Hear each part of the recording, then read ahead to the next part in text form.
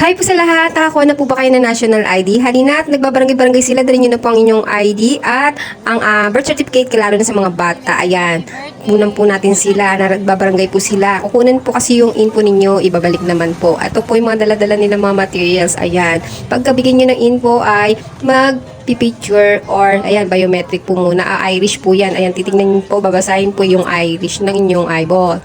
Mapalalaki, babae, bata, at matanda, kukuha po niyan. After niyan, yung fingerprint ng inyong mga daliri. Ayan, ganyan ang proseso. Tinitingnan po sa system, binabasa nila kung paano. After nun sa kanan, syempre susunod naman yun sa kaliwa. Magkabilaan po yung kukunin.